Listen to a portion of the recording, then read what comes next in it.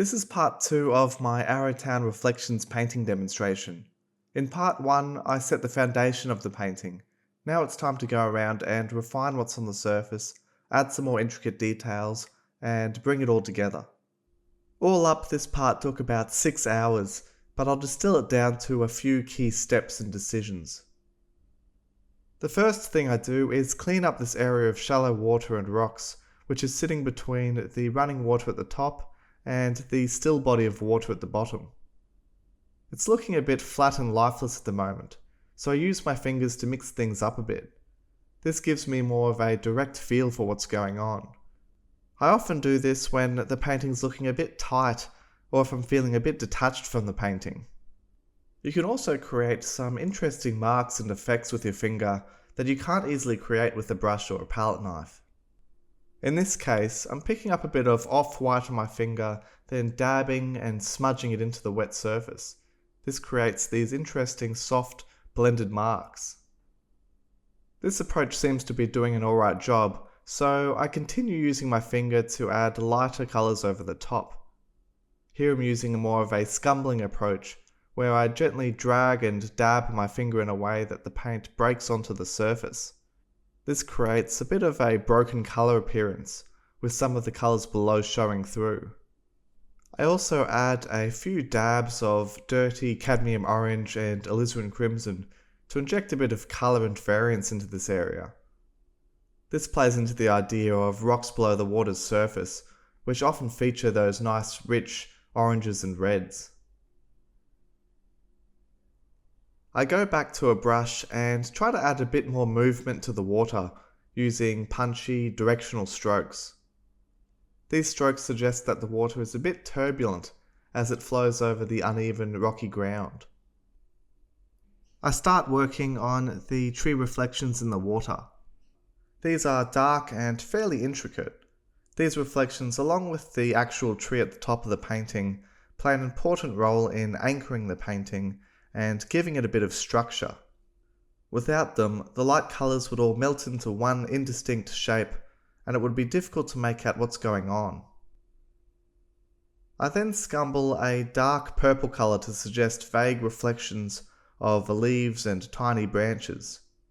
To do this, I pick up a tiny amount of paint on the brush without any solvent or medium, then I gently rub it across the surface. Notice how I'm not trying to paint any individual leaves or branches. I'm quite abstract in my approach. I'm basically trying to create the illusion of detail in the most efficient way possible. If I were to try and paint every single detail I see in the reference photo, it would take way too long to finish this painting, and it would also sap the joy out of it.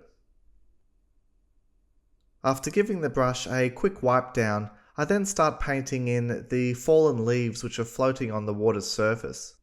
I use tinted yellows and greens for this. The key here is to make it all appear natural. I need to pick up the different shapes and go in from different angles with my brush and vary the pressure from my hand. With things like this, it can be easy to get overly repetitive with the brushwork by using the same dabbing motion over and over again. I also weave in some lighter blues to give the water a bit more of a crisp appearance. I continue with the same kind of brushwork that I was using for the fallen leaves. The idea is to build up a bit of a patchwork of colour, with all the different blues, greens and yellows weaving together. I paint in a few of these overhanging leaves with some light greens and yellows. These are one of those subtle yet important aspects of the painting. They break up this rather dark and gloomy area with a few bursts of rich colour. It also creates a subtle link with the greens and yellows on the other side of the painting. I go back over the tree reflections with even darker colours. You'll often see me go back and forth between different areas like this as I try to find the right colour relationships. Also, sometimes when I'm working on one area, I may accidentally push too far into adjacent areas. In this case, as I was working on the lighter colours for the fallen leaves and the blue parts of the water, I ended up working over some of the dark tree reflections. so now I need to go back and reclaim some of that space. I move on to the actual tree at the top of the painting. I use dark and warm colours for this. It's basically a mix of raw umber, transparent red oxide, magenta and ultramarine blue. I want the tree to appear natural but not too straight and rigid, so I'm really trying to pick up the curves and the sense of gesture. Most people think of gesture in terms of living things, but I think it's helpful to think of gesture in everything. Trees, water, clouds, they can all have a sense of gesture that you can capture in your painting. I go back to the water and dab in some rich blues between the tree reflections and the fallen leaves. As I progress through the painting, I have to get a little bit tighter and more careful with my strokes in order to protect what's already there on the surface. But I have to balance this against keeping my strokes relaxed and fluid. If I tighten up too much, it will show through the painting. I do a bit of work on this water breaking at the surface using light bluish greens. As I make these strokes, I'm constantly thinking about the broad sense of the water's movement and flow. I want all my strokes and details to reiterate these ideas rather than go against them. I'm fairly conservative with my colours here, as I don't want to add too much drama and contrast just yet. I can always make the colours lighter in value later on if I need. All I want for now is to suggest some gentle turbulence on the surface. I don't want crashing waves and whitewash. I jump up to the background and start adding light colours, starting with these beautiful yellow leaves on the left-hand side. I want the background to appear fairly vague and abstract, so I look at the reference photo as an arrangement of simple shapes and colours. I ignore most of the detail and noise.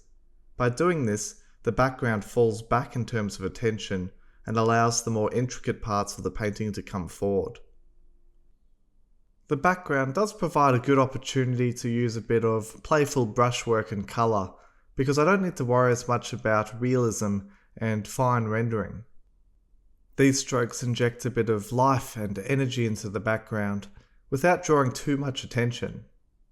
The painting is almost done now. To wrap it up, I basically just go around and tinker and add some final details. I add impasto strokes to the water to give it a bit more punch. I use a palette knife to break up some of the monotonous brushwork around the water. I clean up some of the dark accents in the shadows. I use a small round brush to scumble dark colours along the shoreline. This adds a bit of colour variance, and it also helps reiterate the edge between water and land. And finally, I add some more texture and detail to this plant around the middle. I sign the painting in the bottom left-hand corner using a small round brush and magenta. I go with this side because it helps balance out the increased activity and detail on the other side of the painting. Also, the light blue provides a good, solid background for my magenta signature. Here's how the painting turned out. I'm pretty happy with it, though I could have been a bit more efficient in my approach.